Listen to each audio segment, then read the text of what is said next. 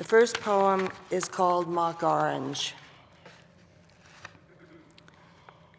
It is not the moon, I tell you. It is these flowers lighting the yard. I hate them. I hate them as I hate sex, the man's mouth sealing my mouth, the man's paralyzing body, and the cry that always escapes, the low, humiliating premise of union.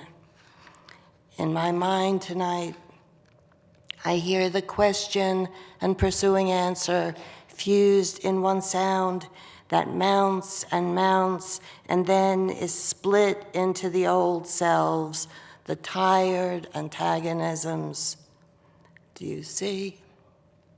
We were made fools of, and the scent of mock orange drifts through the window. How can I rest? How can I be content when there is still that odor in the world? Two poems from The Wild Iris, a book in which many of the poems are spoken by flowers. The red poppy. The great thing is not having a mind. Feelings, oh, I have those. They govern me. I have a Lord in heaven called the sun, and open for him, showing him the fire of my own heart, fire like his presence. What could such glory be if not a heart? Oh, my brothers and sisters, were you like me once, long ago, before you were human? Did you permit yourselves to open once who would never open again? Because in truth, I am speaking now the way you do. I speak because I am shattered. The Wild Iris.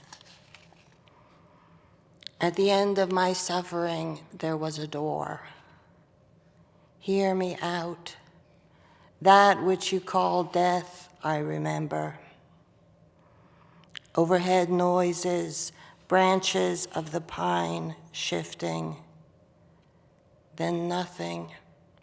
The weak sun flickered over the dry surface.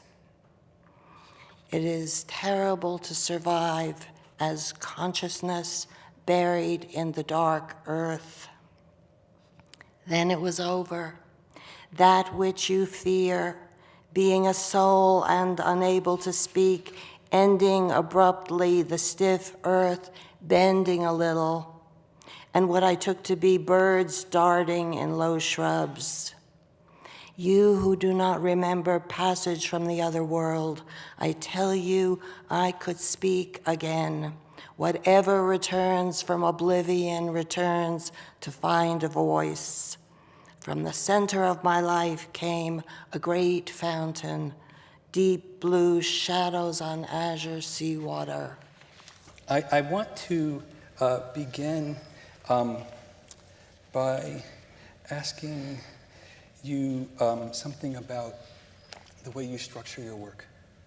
And I'll want to open the question by talking about your poem, The Story of a Day, which appears in your most recent book, Faithful and Virtuous Night. So for those of you who don't know this poem, to paraphrase it, which is a sort of a sin, but just to give you a bit of a frame for it, it opens with the speaker, who I will call she, although it could easily be he. Yeah. Right? But for the ease of conversation, I'll say she. Viewing light coming through blinds in a room. She then, during the day, finds herself at a narrow table where she works, language filling her head, until it is nighttime. Those were the good old days. Yeah. Then she goes outside. It's nighttime. She walks the streets, thinking. She comes back home, and it is morning. She's in the same room, and she raises the blinds. The poem ends. It's beautiful. It would make a wonderful film, don't you think? Yeah. So before she steps into her home, though, she stands on the stoop, refusing to unlock the door. I'm going to quote here. I closed my eyes. I was torn between a structure of oppositions and a narrative structure. So I wanted to ask you about that dilemma. Yeah. The dilemma makes me think about the structure of many of your books. I think about what I referred to earlier as the sort of like dialectical thought in your work. Yeah. The structure of opposites, you know?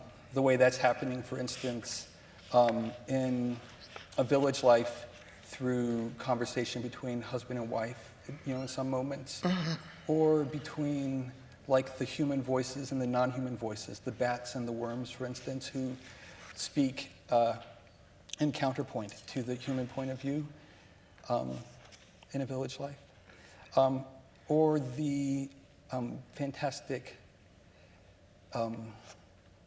revelation, the sort of plotting of the life of your sort of the main speaker of Faithful and Virtuous Night. So I wonder if you could just say something about those lines and that kind of dilemma. I can try. Yeah. The poem was a great problem. Lots of people, lots of reliable, trusted readers did not like it a whit.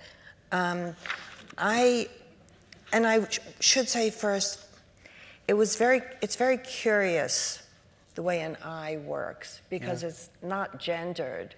And English is wonderful in the genderlessness of some of the things that can be done on the page. I mean, I suppose that's always true of I, but I think of this, there's a kind of artifice in this poem that I think of as emanating from, or a branch of, a tangent of the male gay painter who dominates. And I don't know that it's essential to think of this in one or another way, but the poem got written out of this sort of fantasy of a male, and not actually a male, not like a football player kind of male, more like a failed guy, the sort that I would be were I a boy.